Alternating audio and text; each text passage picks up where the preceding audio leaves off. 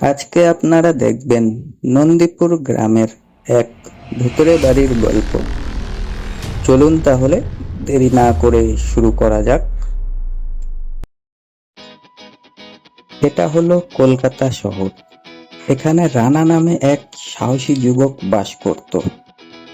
সে একটি প্রাইভেট কোম্পানিতেও চাকরি করত এবং তার দীর্ঘদিন থেকে ইচ্ছে ছিল যে সে নিজে চোখে ভূত দেখবে।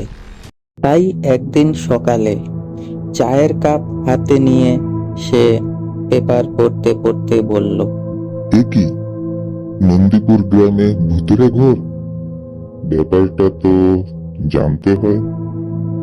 আর জানতে গেলে নন্দীপুর গ্রামে যেতে হবে। কালই আমি অফিস ছুটি নিয়ে যাব। পরদিন ভোরবেলা সে অফিস ছুটি নিয়ে বেরিয়ে পড়ে নন্দীপুর গ্রামের উদ্দেশ্যে।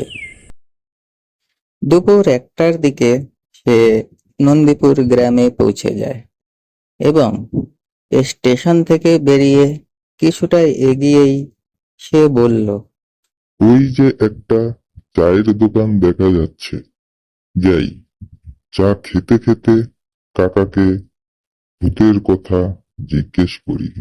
দোকানের কাছে গিয়ে রানা বলল, কাকা, চা হবে নাকি? কাকা গভীর সুরে আস্তে আস্তে বলল, হবে, বসো, দিচ্ছি।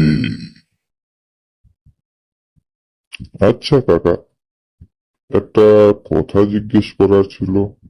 বলো। শুনেছি এই গায়ে নাকি ভূত আছে। ঠিক শুনেছ বাবু।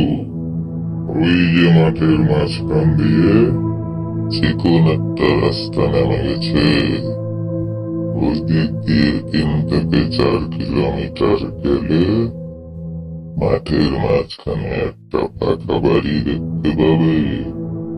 ওটাই ভূতের ঘর। এখন গেলে কি ভূত দেখা যাবে? দিনের বেলা কি আর ভূত দেখা যায়? এ নাও তোমার চা। তাহলে কখন দেখা যাবে? ঠিক রাত 12টার সময়। প্রতিদিন ওখানে ভয়ানক ভয়ানক সব আওয়াজ শোনা যায়, আর মনে হয় যেন ঘরটা ভেঙে চুরে দুমড়ে পড়ছে। এসব আওয়াজ পাশের গ্রামবাসীরা সবাই শুনতে পায়, কিন্তু সকালবেলা এসে দেখে সবকিছু যেন আগের মতোই আছে। তাই তারা সন্ধ্যার পর আর কেউ এই রাস্তা দিয়ে যাতায়াত করে না।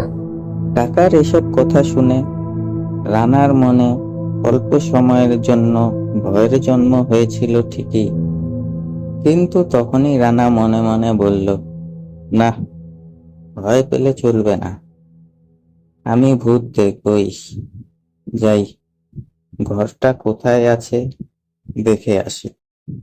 2-3 দিন পর সন্ধ্যার পরে চলে আসবো। তারপর রানা দূর থেকে ঘরটা দেখে নিল এবং বাড়ি ফিরে গেল। তার ঠিক 3 দিন পর দুপুর দুপুর আবারও বেরিয়ে পড়ল সে স্টেশনের দিকে। আজও সে ট্রেনে করেই নন্দীপুর যাবে। সে সঙ্গে নিয়েছিল ছোট একটা টর্চ এবং হাতঘড়ি। তারপর সে স্টেশনে পৌঁছে যায়। প্রায় দুপুর 2টার দিকে সে ট্রেনে উঠে পড়ল এবং একটা সিটে গিয়ে বসে পড়ল। ট্রেন অনেকটা দূর আসার পর 2-3টে স্টেশনে ট্রেনের প্রায় অর্ধেকের বেশি যাত্রী নেমে যায়। তাই রানা সিটে একা হয়ে যায়। তার আশেপাশে কেউ থাকে না। সে জানালা খুলে ঠান্ডা বাতাস খেতে খেতে কি যেন ভাবছিল। হঠাৎ তার কাঁধে একটা প্রচন্ড ঠান্ডা হাতের স্পর্শ হওয়ায় সে চমকে উঠে বলল, কি?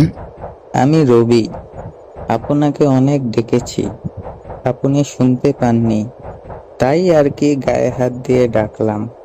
ও আচ্ছা, আসুন বসুন না। কোথায় যাবেন আপনি? আমি যাব বিলালপুর। এই বলে দুজনের মধ্যে বেশ গল্প জমে উঠল। এভাবে দুজনে অনেকক্ষণ গল্প করায় তাদের মধ্যে একটা বন্ধুত্বের সম্পর্ক হয়ে গিয়েছিল। তাই শেষে হঠাৎ করে রানা বলে, আপনাকে একটা কথা বলার ছিল। বলুন না। আপনি কি নন্দীপুর গ্রামের সেই ভূতের বাড়ির কথা শুনেছেন? হ্যাঁ, শুনেছি। আমার ভীষণ ভয় লাগে ভূতের কথা শুনলে। আরে না, কোনো ভয় নেই। আমার সাথে চলুন, আজ আমরা দুজনে মিলেই ভূত দেখব। আর আপনি তো বললেন আপনার বাড়ি ফেরাটা আপনার বাড়ির কেউ জানে না। ভূত দেখে এসে সকালবেলা উনি আপনার ট্রেনে, আমি আমার ট্রেনে বাড়ি ফিরে যাব, কেউ বুঝতেই পারবে না। রবি ভয় পাওয়া সত্ত্বেও রানাকে কিছুতেই না করতে পারল না। কিছুক্ষণ ভেবে রবি বলল, আচ্ছা চলুন। তার কিছুক্ষণ পরেই এসে গেল নন্দীপুর স্টেশন। তখন ঘড়িতে বাজে প্রায় রাত 8টা। তারা দুজনেই ট্রেন থেকে নেমে পড়ল। স্টেশন থেকে বেরিয়ে বাঁ দিকে তারা রওনা দিল। রানা বলল, ওখানে একটা চায়ের দোকান আছে, ওখানে গিয়ে বসি। কারণ রাত 12টার আগে ভূত দেখা যাবে না, তাই এখানে কিছু সময় কাটিয়ে যাই। আপনি কি আগে এসেছেন? হ্যাঁ, দিনের বেলায় এসেছি, কিন্তু কিছু দেখতে পাইনি। রাত 12টার সময় দেখা যায়, তাই রাতে এলাম। আচ্ছা চলুন। চায়ের দোকানের সামনে এসে রানা বলল, কাকা, চা হবে নাকি? কাকা বলল। হবে, বসো। তারপর তারা চা খেতে খেতে গল্প করতে লাগলো। প্রায় রাত 9টার দিকে কাকা দোকান বন্ধ করবে বলল। তাই তারা বেরিয়ে পড়ল সেই ভুতুড়ে বাড়ির দিকে। চারিদিকে ছিল পুরো অন্ধকার, আর শোনা যাচ্ছিল বিদঘুটে সব আওয়াজ। কিন্তু রানার তাতে কিছুই মনে হচ্ছিল না। সে পকেট থেকে তার ছোট্ট টর্চটা বের করে নিয়ে জ্বালিয়ে দিল। এরপর রানা একবার রবিকে জিজ্ঞেস করলো। রবি, ভয় করছে নাকি? রবি বলল, সেরকম একটা না। রানা বলল, আমি আছি, কোনো চিন্তা নেই। এভাবে কথা বলতে বলতে তারা হাঁটতে লাগলো এবং প্রায় রাত 10টার দিকে তারা সেই বাড়িটির সামনে চলে এলো। রানা বলল, ওই যে বাড়ি এসে গেছি। তাহলে এটাই কি সেই বাড়ি? হ্যাঁ, এটাই সেই বাড়ি। দাঁড়াও, আগে চারপাশটা একটু দেখে নি। এই বলে সে চারিদিকটা দেখে নিল। চারিদিকে কোনো ঘর বাড়ি ছিল না, ছিল শুধু মাঠ আর মাঠ। তারপর রানা বলল, চলো ঘরে গিয়ে বিশ্রাম নি। এই বলে তারা ঘরের দরজা খোলা মাত্রই হঠাৎ করে রানার টর্চের আলোটা নিভে গেল। রানা অনেক চেষ্টা করলো সেই টর্চটি জ্বালানোর জন্য, কিন্তু কিছুতেই টর্চটি জ্বলছিল না। তারপর তারা দুজনেই ঘরে ঢুকে পড়ল।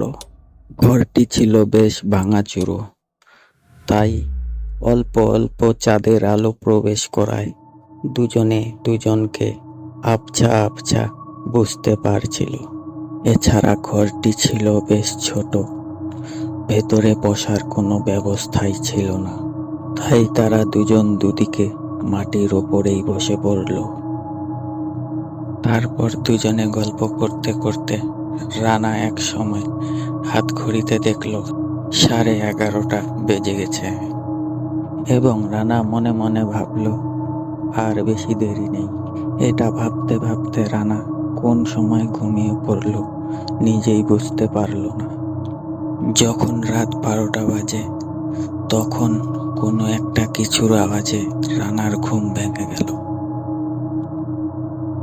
রানা আস্তে আস্তে চোখ খুলতেই যা দেখতে পেল, তাতে মনে হচ্ছিল যেন শরীর থেকে প্রাণটা এখনই বেরিয়ে যাবে। সে দেখেছিল তার সামনে বিশাল আকারের দৈত্যর মতো একটা ভূত, যার সারা শরীর ছিল কালো কুচকুচে, আর চোখগুলো ছিল বড় বড় লাল টুকটুকে। মনে হচ্ছিল যেন চোখের মধ্যেই আগুন জ্বলছে। এই চোখ দিয়ে সে সবকিছু পুড়িয়ে ফেলতে পারবে। এই দেখে রানা মনে মনে বলতে লাগলো, কেন সে ভূত দেখতে চেয়েছিল? ভূত যে এত ভয়ানক হয় সে যদি আগে জানতো, তাহলে কখনোই সে ভূত দেখতে আসতো না। এখন সে কি করবে কিছুই বুঝতে পারছে না। তখনই হঠাৎ একটা খুব চেনা গলার আওয়াজ এলো, রানা ওঠ, 12টা বেজে গেছে, ভূত দেখবি না? রানা একথা শুনে চমকে উঠল আর মনে মনে ভাবল, এটা এটা তো রবির গলা। কিন্তু রবি কোথায়? রবিকে তো দেখতে পারছি না। একটু পরেই আবার যখন ডাক এলো, তখন আর বুঝতে বাকি রইল না যে রবি এই ভূত। আবার সে মনে মনে ভাবল, আমি যেদিন প্রথম এই বাড়ি দেখতে এসেছিলাম, সেদিনই ভূতটা আমার পিছু নিয়েছিল। এটা ভাবতে ভাবতেই সে দেখতে পেল তার দিকে বিশাল বড় বড় দুটো হাত আসছে। এই দেখে রানা আর চুপ করে বসে থাকতে পারল না। সে চিৎকার করে দরজার দিকে দৌড় দিল। দরজা খোলা মাত্রই কে যেন তাকে পিছন থেকে টেনে ধরেছে। রানা দরজা দিয়ে বেরোনোর জন্য শরীরের সর্বশক্তি লাগিয়ে দিল, কিন্তু বেরোতে পারল না। শুধু ভেসে গেল তার চিৎকার, বাঁচাও, বাঁচাও, বাঁচাও। যদি আমার গল্পটি ভালো লাগে তাহলে একটা লাইক এবং সাবস্ক্রাইব করে পাশে থাকা বেল আইকনটি টিপে দিবেন।